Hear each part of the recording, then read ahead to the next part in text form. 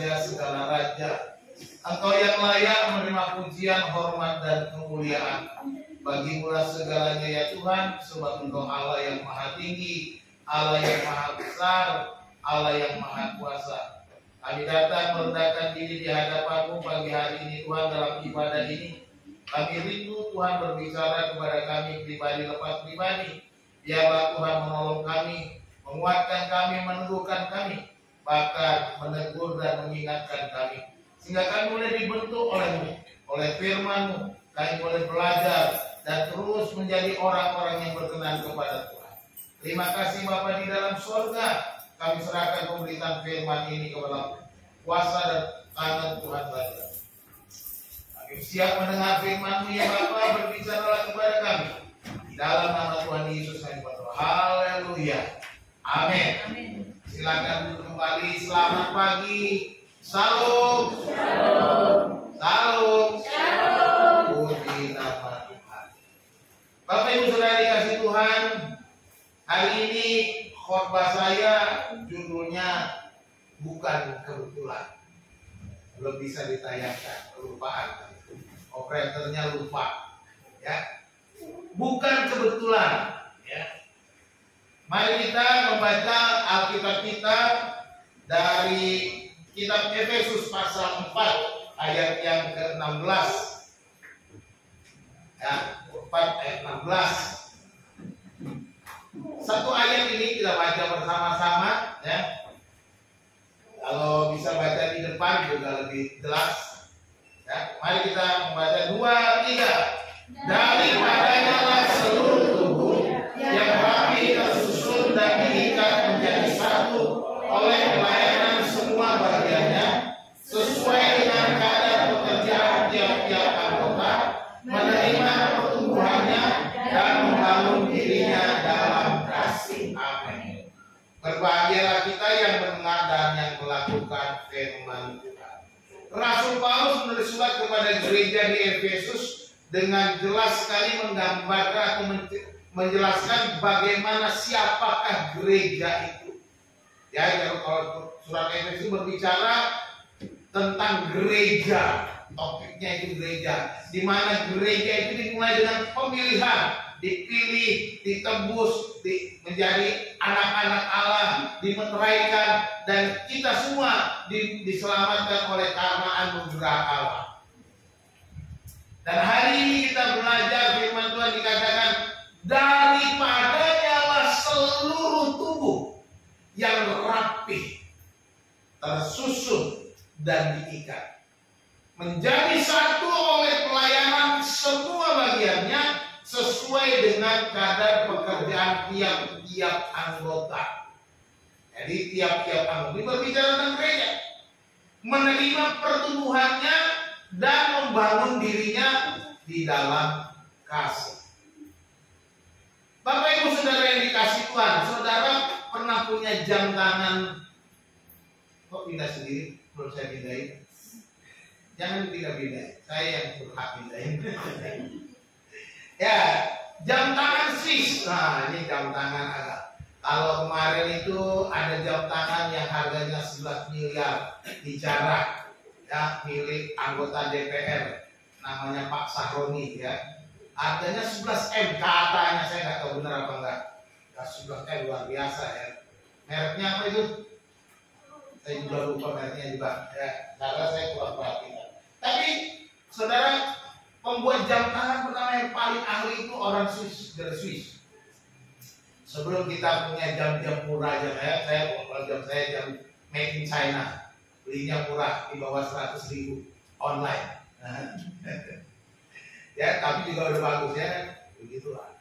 Nah, jam tangan Swiss ini setiap gearnya itu apa namanya, roda-roda giginya itu saling kait mengait satu dengan yang lain.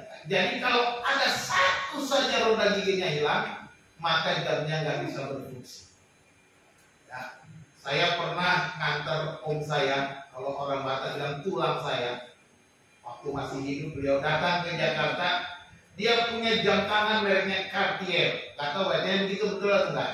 Itu soalnya bahasa orang kadang-kadang bisa tulisannya Cartier, ya. Pacarnya nggak tahu saya apa.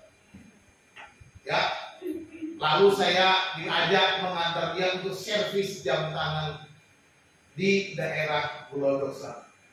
Saya kaget, mau servisnya aja ongkosnya mahal banget. Cuma servis. Betapa pentingnya setiap part di dalam jam tangan itu. Luar biasa. Ya, Bapak Ibu dikasih Tuhan. Dengan firman Tuhan yang kita baca, apakah kita juga di gereja ini hanya sebuah kebetulan atau ada desain ilahi di balik keberadaan kita? Ini yang kita mau. Kita yang berkumpul pada pagi hari ini, kita harus menyadari seperti roda-roda gigi pada jam tangan yang mahal itu, saling mengait satu dengan yang lain. Artinya apa? Setiap orang saling membutuhkan. Setiap orang saling membantu untuk orang lain bisa berfungsi, kan gitu.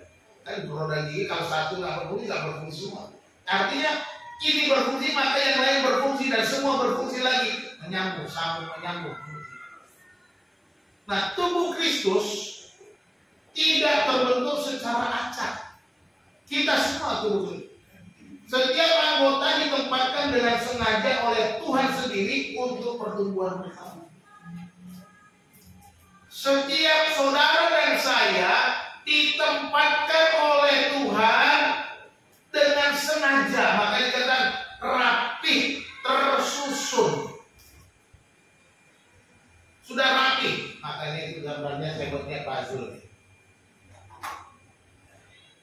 Puzzle itu kalau hilang satu nggak jadi, apalagi kalau puzzle-nya bentuknya gambar. Jadi ada yang saya pernah lihat di mall, gambar lukisan disusun dari puzzle kecil-kecil jadi lukisan. Nah, kalau hilang satu, maka lukisannya nggak bagus. Demikian juga kita sebagai anggota tubuh Kristus, saudara dan saya, kalau hilang satu, kurang indah, nggak indah.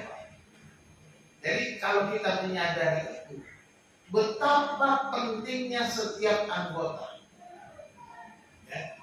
Tapi jangan sombong, oh ini gue ini paling penting. Nah begitu juga, Bu. Jangan merasa paling hebat dari di gereja, nggak boleh begitu. Memang kalau dalam puzzle atau lukisan kalau hilang satu atau roda gigi pada yang hilang satu memang nggak berfungsi.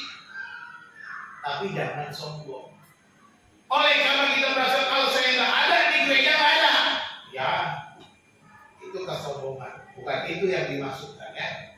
Tapi mari kita menyadari bahwa saya ada ini karena ada orang lain. Saya bisa begini karena ada orang lain. Nah itu yang kita pegang. Saya bisa berfungsi karena ada yang lain. Bukan karena saya orang berfungsi. Nah begitu maka bahwa saya tidak ada apa-apanya kalau nggak ada si dia. Kan kira-kira. Ini yang kita pelajari. Nah kita mulai dalam firman Tuhan hari ini apa yang kita pelajari? Pertama, kepala menentukan arah. Ya, kepala itu menentukan. Dikatakan sana daripada nyala dari siapa? Dari Kristus. Daripada nyala seluruh tubuh rapi tersusun dan seterusnya. Nah kata daripadanya menunjukkan bahwa pentingnya kepala itu yang harus. Jadi siapa kita nggak ada apa-apa tanpa kepalanya. Siapa kita nggak ada apa-apa tanpa Yesus. Siapa kita nggak ada apa-apa tanpa Kristus menjadi pemimpin kita.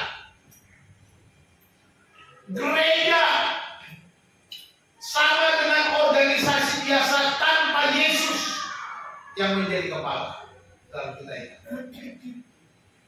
Ada banyak gereja-gereja, organisasi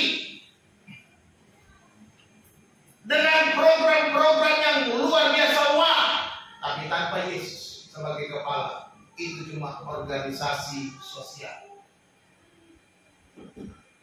Akan dikatakan kepala itu menentukan daripadanya lah.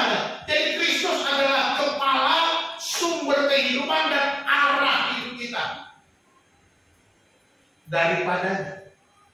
Dialah sumber kehidupan kita, dialah sumber energi kita. Gereja itu bisa kelihatan bergerak, gereja itu kelihatan hidup, gereja itu kelihatan bertumbuh. Oleh karena apa? Adanya kepala yaitu Kristus. Bukan karena Pak Pendetanya, bukan karena para penyanyinya, bukan karena para WL-nya, bukan karena pemain musiknya, bukan itu, tetapi karena Kristus kepalanya. Daripadanya apapun pelayanan kita harus menyerahkan hidup kita kepada Kristus sebagai kepala. Dialah yang mengarahkan kita, yang memimpin kita, menuntun kita. Maka tanpa Kristus gereja itu lumpuh. Tanpa Kristus gereja itu nggak ada apa-apanya. Jadi jangan sampai Kristus itu hanya sebuah pemimpin simbolis. Yesus bukan pemimpin simbolis, tapi sumber kehidupan kita. Dialah sumber kehidupan gereja. Dialah sumber di mana gereja itu bisa bertumbuh. Dialah sumber di mana gereja itu kelihatan hidup. Kalau semua dipimpin oleh Kristus sebagai kepala, maka akan kelihatan saling melayani, saling mengasihi, kelihatan. Tapi kalau kita sudah tidak menempatkan Kristus, maka kita akan sulit untuk menerima orang lain, sulit mengampuni, sulit mengasihi, sulit melayani. Aku nggak mau di sana melayani karena apa? Oh, ada dia. Aku nggak mau melayani di sana karena apa? Aku sudah nggak suka sama dia. Karena apa? Kristus bukan kepala. Kristus bukan yang mengarahkan. Kristus bukan yang memimpin. Kristus bukan yang menjadi pemimpin. Kristus bukan sumber hidupnya. Tapi sumber hidupnya adalah egonya, perasaannya, kedagingannya, emosinya. Itu yang menjadi pemimpinnya. Maka kan kepala menentukan arah. Jadikan Kristus kepala. Mari kita saudara dikasih Tuhan, di tempat ini Kristus harus menjadi pemimpin sebuah kehidupan kita, bukan hanya simbol-simbol. Yesusnya cuma disebutkan, Yesusnya biasa-biasa saja, Yesus punya ada nama Yesus disebut, dinyanyikan, bukan itu. Tapi saya mau Kristus itu benar-benar menguasai kita, mengubah pola pikir kita.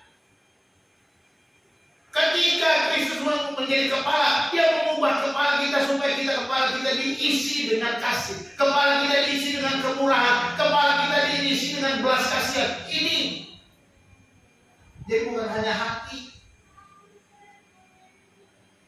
kepala juga perlu kemurahan, belas kasihan. Kalau cuma hati, kepalanya enggak, kepalanya bilang ngapain gua bantu kepala. Karena kepalanya ingin, hatinya pengen bantu, tapi kepalanya bilang gak usah. Jadi kepala juga perlu. Jadi karena Kristus ada kepalanya, jadilah kepala juga dipenuhi Kristus. Ya, gereja tanpa pimpinan Kristus menjadi organisasi biasa.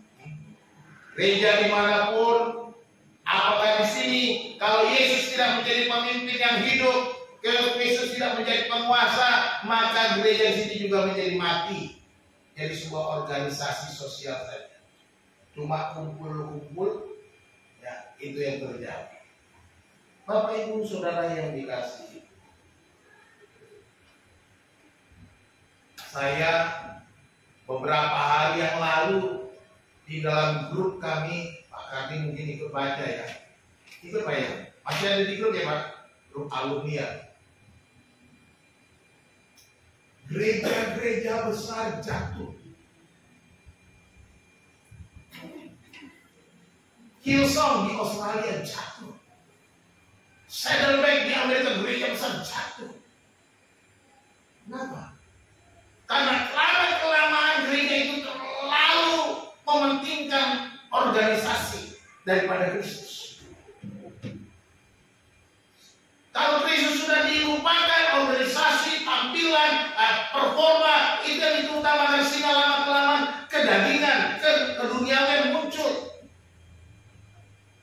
pendeta mulai duniawi. Karena apa? Kristus bukan jadi kepala lagi. Ya. Hati-hati. Saya ketika baca, waduh, serem juga kalau saya semakin mementingkan diri saya. Itu gereja Hillsong di Australia itu terkenal. Saudara mungkin sering nyanyi lagu-lagunya itu gereja karismatik hebat itu di Australia. Nyanyi lagu-lagunya luar biasa. Ya. Jadi semua organisasi, wah, program-program hebat, tapi nggak ada Kristus di sana. Jadi sama, kalau kita di sini juga dengan program hebat, pelayanan hebat tanpa Yesus, maka kita cuma organisasi belaka. Jadi keruntuhan gereja adalah hilangnya Kristus sebagai kepala gereja. Hancurnya gereja adalah hilangnya Yesus sebagai kepala gereja dimanapun. Jadi untuk apa saudara ada di gereja? Untuk apa saudara ada di sini? Apakah keputusanmu di gereja selaras dengan visi Kristus? Ini pertanyaan yang harus kita jawab masing-masing. Untuk apa saya ada di sini? Mengapa saya ada di sini? Ngapain saya di sini? Atau cuma sekedar store muka? Atau cuma absen?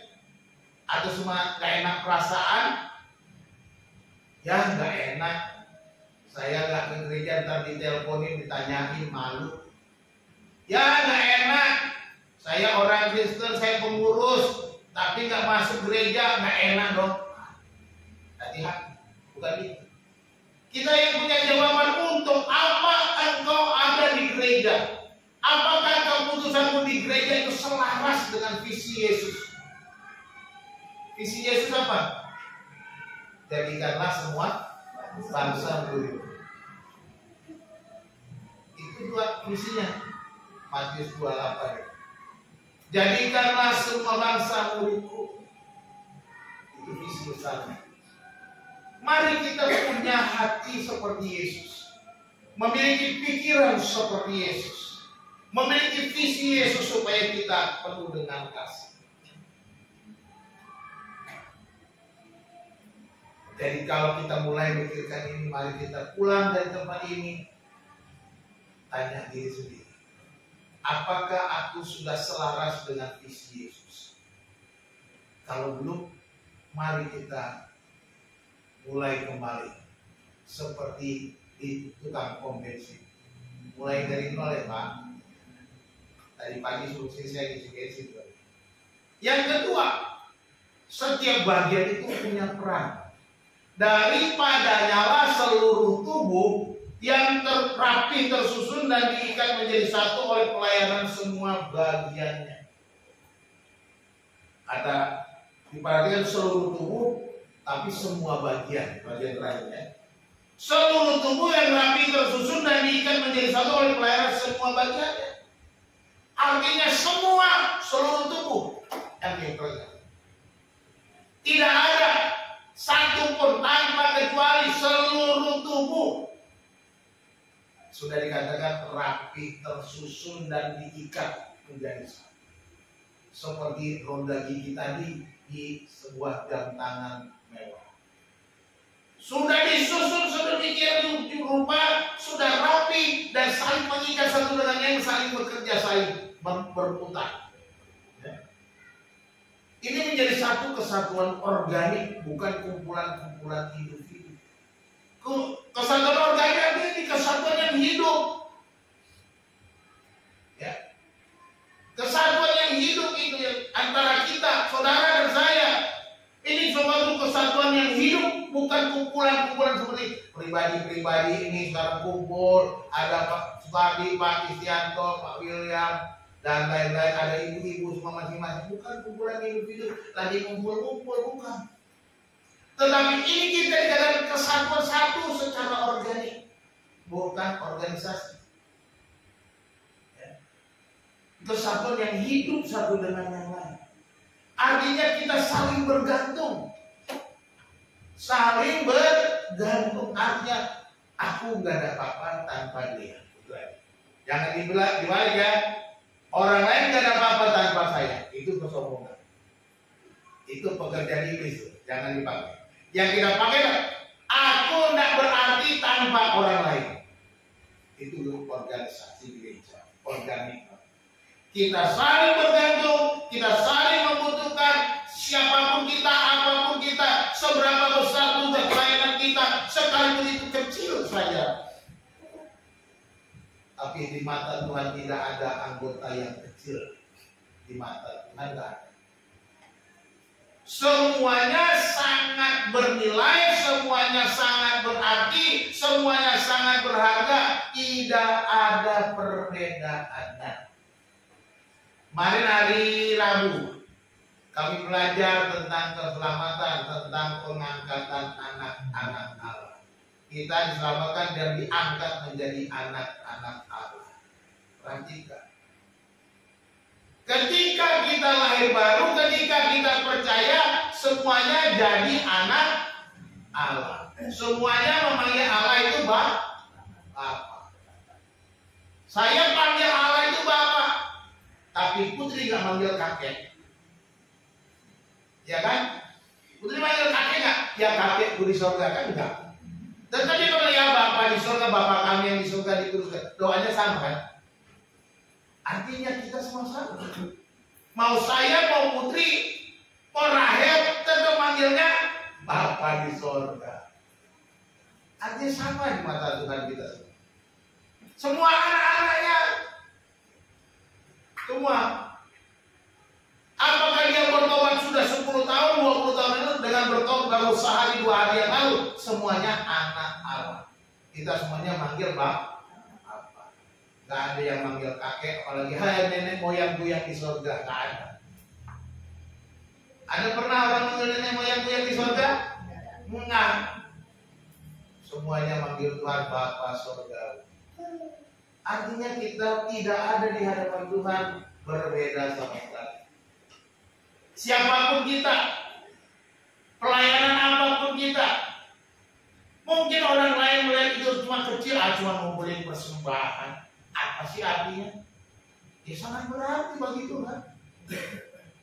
Cuma ngajar sekolah minggu anak-anak kecil ini, apa artinya? Ngapain? Sangat berarti bagi Tuhan. Sama nilainya dengan seorang pengkhotbah di situ. Mau main musik, mau singer, sama nilainya dengan seorang pengkhotbah ini. Nggak ada bedanya. Ini yang disebut gereja. Setiap anggota gereja itu punya peran. Seperti lagunya siapa tuh? Dunia Panggung Sandiwara juga. Setiap kita dapat satu peranan yang harus kita mainkan. Nah, itu lagunya dunia itu. Lagunya si Ahmad Albar zaman dulu. Lagunya dunia ini Panggung Sandiwara tadi ya. Kata-kata di dalam gereja juga itu. Setiap kita punya peranan yang harus kita mainkan, tetapi Tuhan menempatkan kita pada tempat yang tepat, rapi, tersusun, dan diikat menjadi satu. Peranan kita itu sudah mengikat satu dengan yang lain, dan itu sudah rapi, tersusun, dan ini bukan kebetulan, bukan ece-ece, bukan sekedar ditempatkan, tetapi Tuhan sendiri menempatkan saudara pada tempatnya. Artinya, saudara ada di sini tidak terjadi kesalahan. Amin. Karena yang menempatkan tuh. Kalau terjadi kesalahan berarti Tuhan salah dong. Iya kan? Tak mungkin Tuhan salah. Tuhan sudah menempatkan kita rapi, tersusun dan diikat menjadi satu oleh pelayanan semua bagiannya. Jadi perhatikan baik-baik bahwa kita memerlukan pelayanan orang lain. Ya, seperti saya katakan tadi, jangan kita bilang, oh orang lain memerlukan saya. Enggak. Bahwa saya memerlukan saudara yang lainnya. Karena saya sudah diikat satu dengan yang lain. Dengan yang lain. Ini apa ini? Jempol. Jempol yang kecil menentukan kekuatan genggam.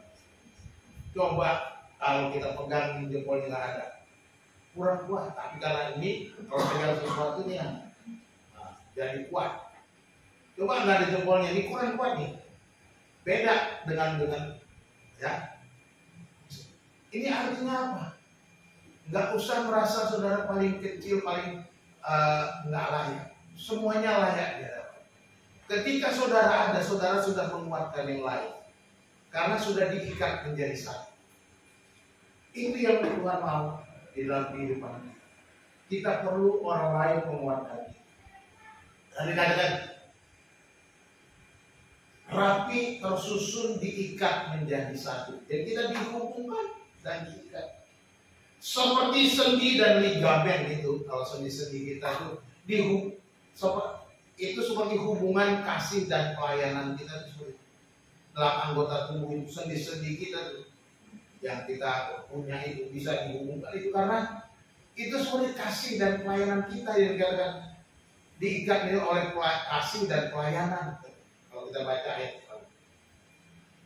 Jadi kita udah di sini bahwa kita perlu menghargai orang lain, jangan merasa mudah tersinggung dengan orang lain, jangan merasa tidak perlu orang lain, jangan merasa kita paling super, tapi kita menghargai.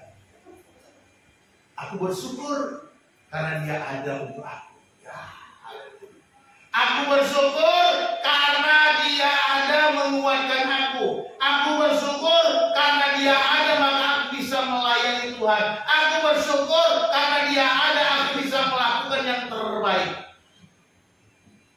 Karena dia, bukan karena aku. Jangan kamu harus terima kasih sama aku. Kalau nggak ada aku, kamu nggak ada apa-apa. Pemain musik nggak boleh bilang begitu. Kalau pemain musik, kalau aku nggak main di sini nggak ada apa-apa. Ya nggak apa-apa, nggak pakai musik juga bisa memuji Tuhan. Ya. WL-nya nggak mau, ya nggak apa-apa. Nggak usah. Saya dulu waktu di Bantul, waktu mulai jadi jemaat itu di pelayanan di Pos PI, saya pimpin pujian, saya main gitar, saya khotbah. Nggak masalah. Kalau nggak ada yang main musik, nggak ada yang singir, nggak ada yang saya mimpin sendiri nanti. Naikin kita di sini bisa supaya pelayanan. Karena kita nggak boleh menyombongkan diri karena merasa bahwa kalau nggak ada gue nggak bisa di pelayanan, gereja nggak bisa jalan. Bisa. Ya kalau saudara nggak ada apa, kalau saya nggak ada pak, bapak kan nggak ada papanya. Ya memang nggak ada papanya saya. Kalau saudara nggak ada. Tapi jangan sombong juga. Tuhan bisa kirim batu-batu untuk jadi manusia di sini. Ya bisa. Tuhan bisa kirim orang tiba-tiba penuh di tempat ini. Kalau saudara pergi semua, saya nggak perlu takut. Karena ini kan jemaat Tuhan, bukan jemaat saya. Jemaat Tuhan berarti miliknya Tuhan. Jadi kalau udah pergi ya pergilah. Miliknya Tuhan. Kalau Tuhan mau ambillah. Apalagi kalau ambil ke surga ya biarin aja. Udah senang kan kalau diambil ke surga. Kalau diambil ke gereja lain, ya apa-apa itu anggap aja itu kan rumah Tuhan juga. Itu gereja juga kan gitu kan. Rumah Tuhan nggak ya kalau gereja di sebelah sana? Rumah Tuhan. Ya sudah, yang penting dia bertumbuh di sana nggak ada masalah. Berarti dia ditempatkan rapi tersulit dan memang ditempatkan di sana. Rapinya di sana. Di sini nggak rapi dia makanya ngacak-ngacak. Begitu artinya. Tuhan dia nggak bisa, dia harus taruh di sana. Dia atur itu. Itu Tuhan yang tempatkan. Jadi kita memerlukan pelayanan orang lain. Mari kita temukan karunia kita ya. Temukanlah karuniamu. Ya. Ayat-ayatnya saudara bisa baca di rumah. Roma 12 ayat 6 sampai 8, 1 Korintus 12 seluruhnya, Efesus 4 ayat 11 dan 12. Ada macam-macam karunia ini. Karunia Roh Kudus dari ayat-ayat itu tadi.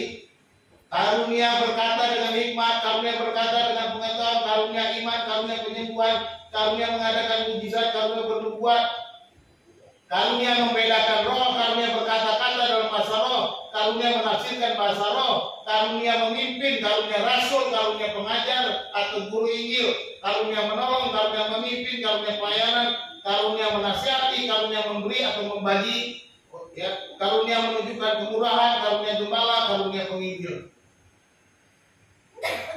Di sini terdaftar 20 dari ayat-ayat itu tadi. Ya. Mana karunia kita? Dari sekian banyak karunia. Tapi jangan merasa, oh, karunia ini saya paling hebat. Ada ini yang paling hebat di karunianya. Di mata Tuhan semua sama. Yang ngasih karunia siapa? Tuhan. Namanya juga karunia roh, artinya pemberian roh. Ya kan? Jangan sok jagoan. Orang Tuhan yang kasih aja kok belagu. Artinya bersyukur. Saudara punya karunia 5 atau 3 atau 4 atau saudara punya 20 yang bersyukur. Saudara harus super nih kalau dapat. Tapi biasanya nggak ada yang sampai 20. Ya. Ada beberapa mungkin dalam satu orang. Tapi kita nggak mungkin ada 20 dalam satu orang. Jadi mari kita temukan karunia kita supaya kita melayani Tuhan dengan baik. Yang ketiga, pertumbuhan itu melalui pelayanan bersama. Tadi kita belajar setiap orang itu punya perannya, dan karena pertumbuhan itu terjadi oleh karena pelayanan. Pelayanan bersama bisa bertumbuh.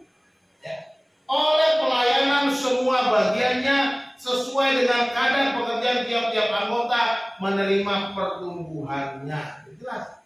Jadi pertumbuhan itu oleh karena pelayanan, oleh karena orang lain melayani, oleh karena saling melayani, maka kita bisa bertumbuh. Karena dikatakan sesuai dengan kadar pekerjaan orang menerima pertumbuhannya.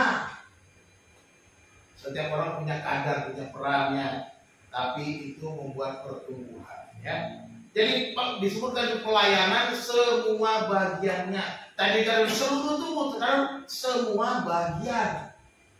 Masing-masing bagian, masing-masing orang, masing-masing pribadi ada pekerjaan pelayanan yang Tuhan sudah tetapkan dan tempatkan. Artinya setiap orang punya fungsi yang unik. Setiap kita punya fungsi yang unik di dalam gereja Tuhan, di dalam keluarga Allah. Jadi di dalam keluarga Allah itu tidak ada anggota cadangan,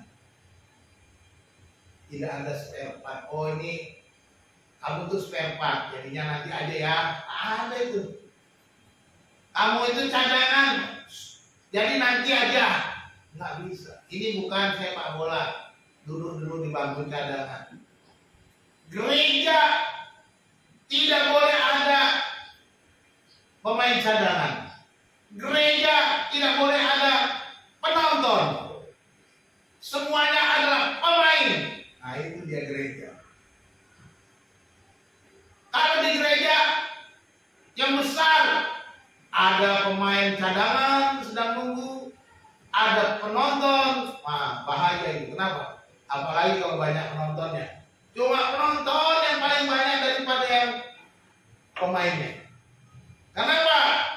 Penonton itu kan tukang ribut. Penonton itu tukang protes. Penonton itu mau marah-marah. Wah, cepat begini, itu penonton.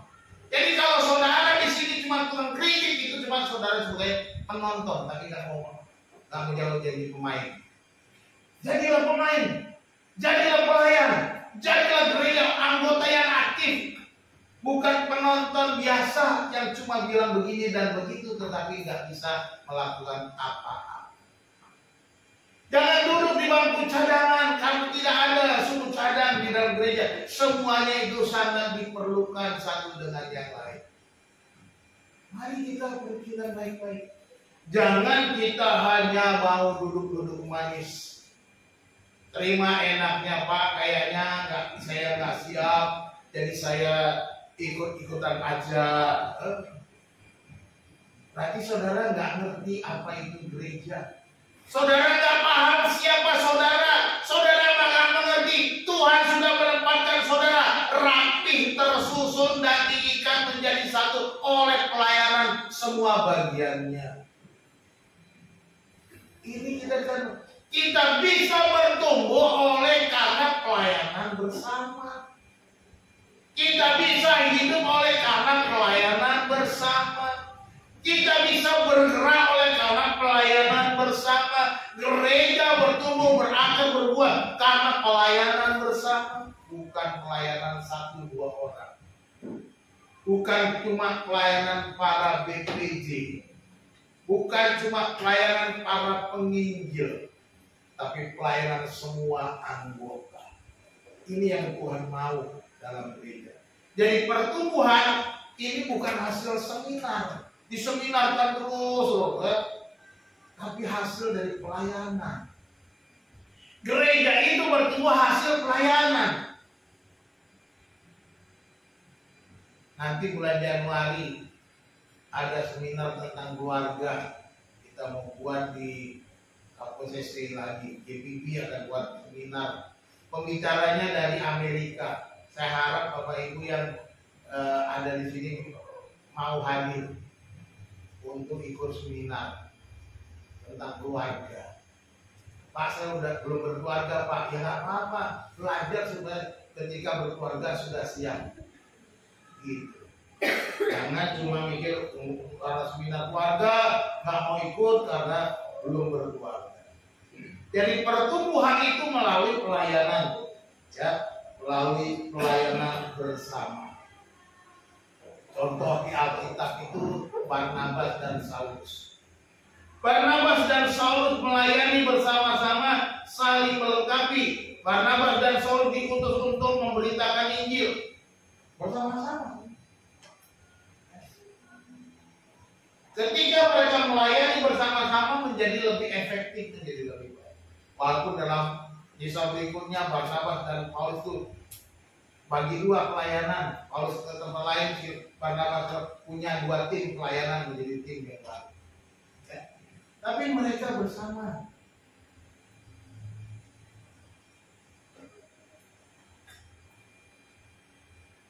Ini prinsipnya dalam pelayanan kepada Tuhan.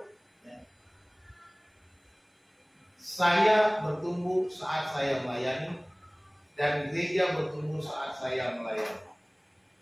Mari kita baca sama-sama 2, 3. Saya bertumbuh saat saya melayani dan gereja bertumbuh saat saya melayani. Saudara, saya bisa bertumbuh karena saya bisa melayani.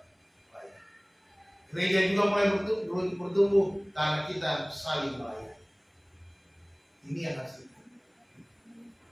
Jadi jangan egois. Jangan mikir diri sendiri aja. Saya bisa bertumbuh karena saya melayani. Tapi nggak berhenti di situ. Gereja harus bertumbuh karena saya melayani. Mari kita saling melayani. Kalau semua anggota melayani, maka gereja akan terus bertumbuh. Bapak Ibu, pertumbuhan itu oleh karena pelayanan bersama. Yang keempat, hari ini agak baik, ada 4. Kasih harus menjadi perekat tubuh Kristus. Kasih harus menjadi pengikat, perekat tubuh Kristus itu. Dikatakan di dalam ayat itu, menerima pertumbuhannya dan membangun dirinya dalam kasih. Jadi gereja yang bertumbuh, pribadi yang bertumbuh dan membangun diri itu, membangun di dalam kasih. Yang merekatkannya itu kasih, maka saya katakan dari awal tadi, tanpa kasih maka kita nggak bisa jadi berkat. Kasih harus mempengaruhi kepala kita, hati kita. Tanpa kasih pelayanan menjadi sebuah kompetisi. Orang berlomba-lomba, bersaing gitu maksudnya. Pelayanan ini bukan sebuah persaingan. Siapa paling hebat, siapa paling canggih, siapa paling luar biasa. Pelayanan ini bukan sebuah kompetisi. Siapa yang nyumbang paling banyak, bukan. Bukan itu. Tapi kasih yang harus menjadi perekat kita. Kalau karena kasih, apapun yang kita lakukan itu karena kasih. Kita memberi karena kasih, kita melayani karena kasih. Kita ada di depan ini, melayani di depan ini semua karena kasih, bukan karena mau tampil, mau tunjukkan. Ada kan orang-orang mau tampil dengan pakaiannya yang luar biasa, lalu dengan gelangnya yang hebat, jam tangan yang mahal, lalu dia akan angkat. Haleluya, supaya kelihatan jamnya nanti. Bukan begitu. Ada nggak? Pasti ada aja orang begitu. Kalungnya dipajang-pajang 2 kilo mungkin dipakai kemudian.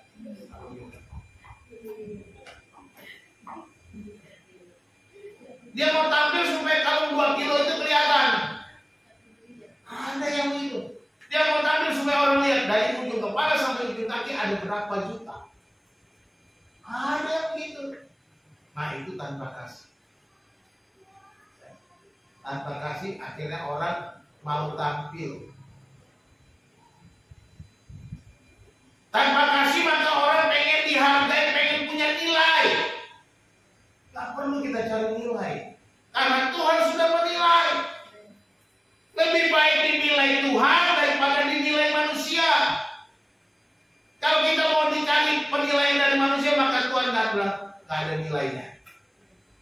Karena kau sudah dinilai, buatku gak ada nilai, nol. Karena kita sudah cari nilai dari manusia. Jadi jangan cari nilai manusia. Maafkan yang menyakitimu di gereja. Ini tandanya kita punya kasih. Kalau ada yang sudah menyakitimu, maafkan. Aku malas ke gereja, kemarin Pak Pendeta nggak mau besok aku di rumah sakit. Ya kan? Bisa kan gitu? Ada yang begitu. Ngapain aku ke gereja? Pak Pendetanya nggak pernah lihat aku. Saya mau tanya, jemaatnya pernah lihat Pak Pendeta nggak ke rumah?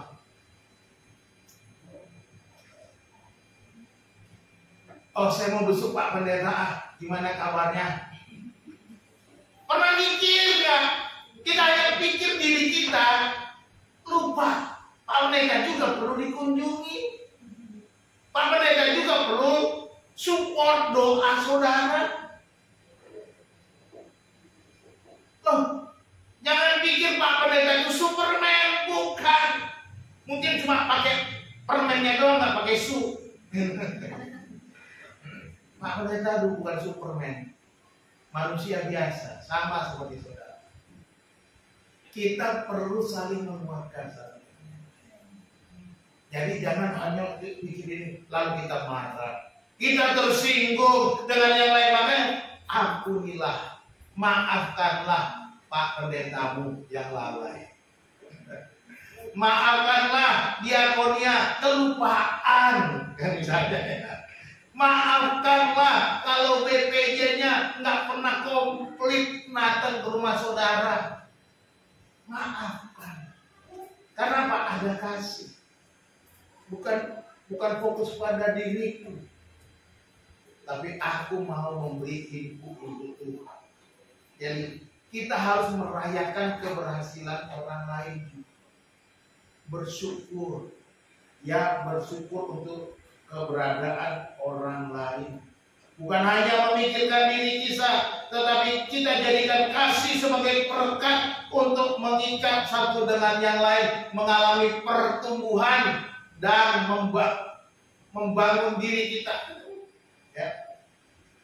Kasih menjadi perekat. Dikatakan menerima pertumbuhannya, ya kan? Dikatakan. Artinya pertumbuhan itu bukan egois. Kalau orang yang egois itu nggak bertumbuh, belum bertumbuh. Hanya memikirkan diri sendiri itu tidak bertumbuh. Ya. Membangun dirinya ini artinya tujuan akhirnya itu kedewasaan rohani.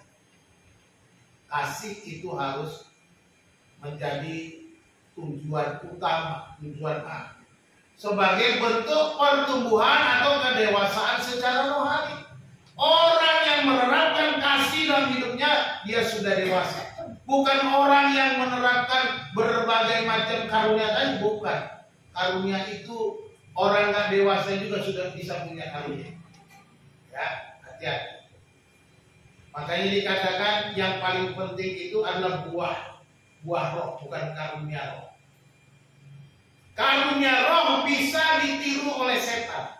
Setan bisa menunjukkan kebaikan-kebaikan. Karunia roh bisa ditiru oleh setan. Tapi buah roh nggak bisa ditiru oleh setan. Setan nggak bisa meniru kasih, sukacita, damai sejahtera, kemurahan, kebaikan, penguasaan diri, nggak bisa. Itu hanya Roh Kudus yang menghasilkan. Jadi kalau kita menghasilkan buah roh itu menunjukkan kedewasaan. Tapi karunia belum tentu. Banyak orang punya karunia, saya melihat orang punya pelayanan tapi hidupnya akhirnya hancur juga. Di belakang panggung hidupnya nggak jelas. Banyak gitu. Harus kita perhatikan ya. Tujuan akhir dari pelayanan adalah kedewasaan secara rohani. Pada suatu kali, ini tentang jadi, ada seorang anak bertanya kepada ayahnya, "Pak, kenapa jari-jari tangan beda panjang?" katanya. Ayahnya bilang supaya bisa saling melengkapi saat menggenggam.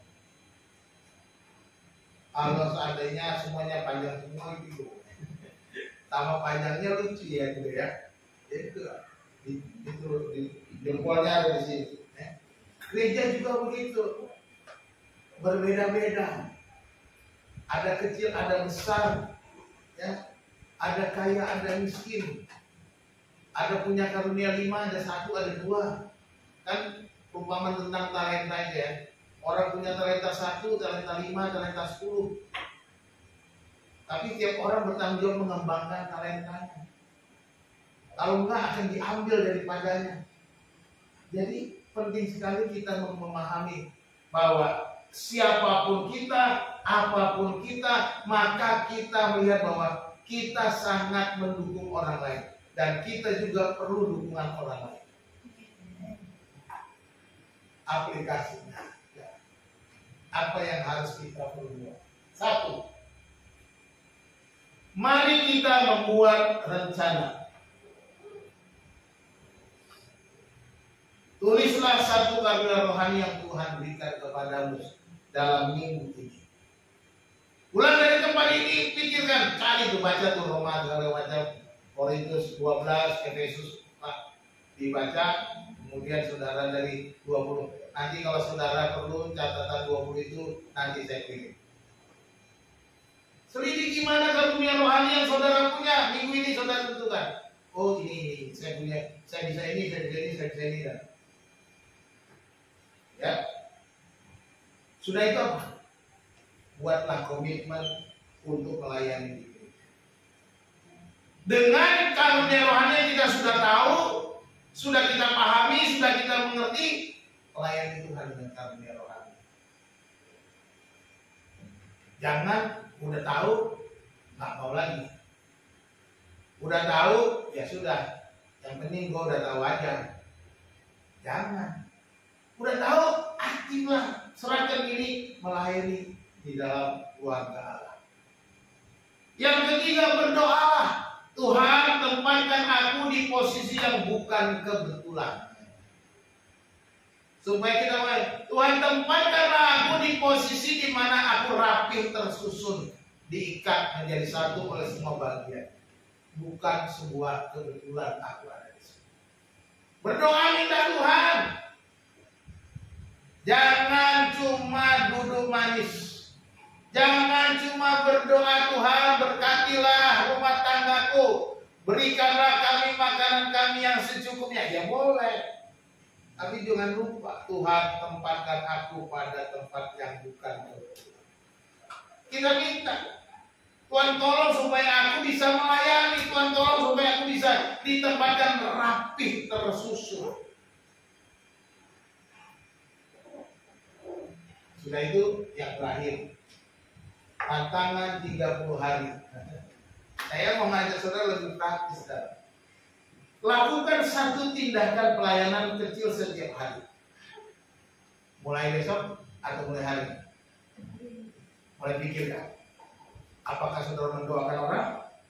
Mengirimkan pesan? Sekarang gampang kan? Menanya kabar. Salam, apa kabar Bu? semoga sehat-sehat saja ya. Hari ini firman Tuhan bilang begini. Itu pelayanan. Bisa nggak begitu? Gampang nggak? Gampang. Tiap hari lakukan itu. Bukan cuma teman gereja, temanmu sekolah, temanmu kerja, temanmu di mana saja, saudara-saudaramu, keluargamu di mana.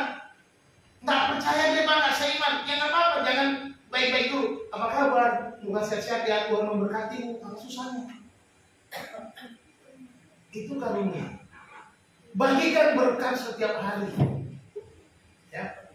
Doakan orang-orang yang saudara kasihi. Bapakku nggak pernah ke gereja. Aku doakan dia, Tuhan tolong jamah bapakku. Tuhan tempelin bapakku. Nggak perlu gitu bilang doa. Loh, artinya kan Tuhan sayang sama bapaknya. Tapi firman Tuhan menghajar anak yang dikasihinya. Makanya Tuhan tempelin bapakku supaya bertobat, gitu aja. Kalau perlu begitu supaya bertobat. Daripada dia baik-baik, senang-senang, dia nggak bertobat karena nyaman. Nyaman dia. Dia pergi mancing hari Minggu, dia main judol hari Minggu, nggak terganggu. Hidupku biasa aja, aman-aman saja. Istriku aman-aman, anakku aman-aman. Karena dia merasa, Tuhan nggak marah kok. Lanjutkan aja. Lanjutkan mancing, lanjutkan judol, lanjutkan malam Minggu main judi sampai pagi, ya kan? Dia merasa semuanya aman-aman. Berarti nggak perlu saya berubah. Nah makanya, karena dia merasa aman, sekarang doakan. Tuhan tempelin bapakku. Nah, Tuhan tempelin mamaku, Tuhan tempelin anakku. Begitu supaya bertobat, jangan dia merasa nyaman-nyaman saja karena kesalahan. Ini bukan memusuhi bapak, itu tandanya kita mau Tuhan tegurlah bapakku, kira gitu ya. Kayak itu aja Tuhan ajar sebagaimana sudah dia kaget, iya ya, aku perlu Tuhan, aku perlu keluargaku. Kan begitu, supaya menyadari, supaya Tuhan mengingatkan dia. Itu maksudnya. Tapi yang belum dari kuburan gak usah didoain. Kalau dari kuburan ya biarin aja, gak usah didoain lagi. Sudah nyaman dia, ya, sudah sukses, sudah tenang, sudah nggak ada urusannya lagi. Jadi mari kita selama 30 hari ke depan berdoa, mengirim pesan siapa saja, temanmu nggak seiman atau seiman, kirim pesan apa saja, pesan yang menguatkan. Gimana kabarmu? Apa? Jangan cuma kirim pesan sama pacarnya aja. Ya, jangan kirim pesan juga kepada teman-temanmu, kepada mantan-mantan, kepada masing mantan teman. Dulu teman kuliah, teman SMA, teman SD. Kalau punya kan apa kabar? Nanti dia luar biasa. Tapi yang buat bapak-bapak ya nggak usah lah ya, sama mantan-mantannya nanti curiga istrinya. Ya kita kirim yang benar gitu ya. Nanti kalau kita, ngapain kamu kirim-kirim itu sama mantanmu? Nah, aku jadi berantem. Maksud saya sesuatu yang baik, mendoakan, mendorong orang, sehingga orang itu merasakan kasih yang ada pada kita. Lakukan itu dengan tulus ya, dengan kasih, bukan dengan pikiran-pikiran yang lain, dengan perasaan-perasaan yang berbeda, jangan. Tapi karena kasih Kristus. Khususnya untuk keluarga, saudara-saudara, siapa saja. Mulai hari ini kita mau mengambil peran dalam pelayanan kita. Di gereja apalagi, mari kita saling menguatkan, saling mendoakan. Ya walaupun saya jarang kunjungan ke rumah saudara, kalau tak percaya bertanya Tuhan. Saya bertuhan juga tahu. Kami kalau berdoa kayak kemarin disebutin satu-satu, kemarin doain dari saya biasanya kalau doa itu supaya nggak kelewatan. Mulai dari Pak Manulan, ke Bu Ani, ke Pak Kardi, ke Bukis, Herminton, kan gitu. Dan dekat rumah saya ke sana. Jadi bertanya gitu. Terus kemudian ke Pak Is, terus ke Pak Simamora sana dulu, baru tarik lagi ke daerah Ciledug sini kan, ke Pak Temi, ke Pak Pak Daniel Agung, Pak Yulius, Pak William, Pak Supratman, kemudian Opung, kemudian Simanjunta, kemudian Bu Merah Deta paling terakhir kadang-kadang. Karena dia paling ujung. Ibu lihat adalah jadi saya menyanyi itu putar-putar sampai terus doakan juga yang keluarga sifatnya yang baru. Sebutkan seperti Ibu Indah, seperti Ibu Nababan, Ibu Rian, Pak Ferry, itu disebut namanya. Memang saya doain suruh minta maaf. Yang bandel-bandel Tuhan tolong hajar dia Tuhan. Saya bilang begitu. Tolong Tuhan, tegur dia Tuhan. Udah keras kepala dia Tuhan. Saya bilang, itu tanya Tuhan. Saya ngomong begitu. Tegur dia Tuhan, keras kepala dia Tuhan. Saya bilang gitu. Minta maaf. Karena saya sudah terlalu lama menunggu dia berbalik kepada Tuhan. Ya, orang-orang yang keras itu saya berdoa juga keras. Jadi bukan berarti saya nggak mendoakan saudara.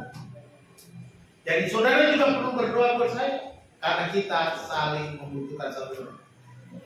Kesimpulannya ini bukan sebuah kebetulan. Saudara ada di sini bukan sebuah kebetulan. Yang pertama kita ada kepalanya. Kepala itu yang menentukan arah. Yesus yang menentukan arah kita. Milikilah dan lakukanlah visi itu sebagai kepala gereja, ya sebagai kepala gereja. Karena 4 jadi agak kecil.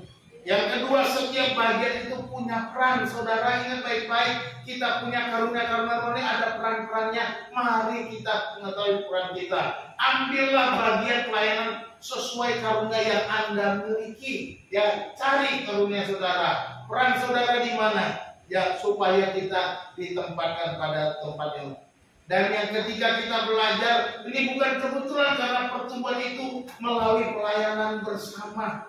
Jadi nggak ada yang kebetulan dalam hidup kita, dalam pekerjaan pelayanan. Kerjasama dengan anggota jemaat dalam pelayanan, mari kita bergandengan tangan. Ya, mari kita saling menguatkan, saling mendoakan. Dan yang keempat, kasih adalah perekat tubuh Kristus. Nomor 4 yang dari tubuh. Ya, kasih adalah perekat tubuh Kristus. Jadi saling mengampuni adalah wujud kasih sejati yang mempersatukan. Jangan mengingat-ingat kesalahan orang. Kesalahanmu saja banyak dan sudah dilupakan Tuhan. Masa kesalahan orang aja susah berubah. Kalau saudara mau bertumbuh, lupakan kesalahan orang dan melayani tanpa pikiran yang buruk. Jadi Anda ada bukan karena kebetulan. Tubuh Kristus adalah masterpiece ilahi. Ya bukan kebetulan kosmik, bukan kebetulan ada yang di dunia ini, di alam ini. Ini buatan Allah. Karena kita ini buatan Allah, diciptakan dalam Kristus Yesus. Itu Efesus 2 ayat yang ke-10. Mulai hari ini berhenti jadi penonton. Jadilah bagian yang aktif untuk membantu. Tuhan Yesus memberkati kita.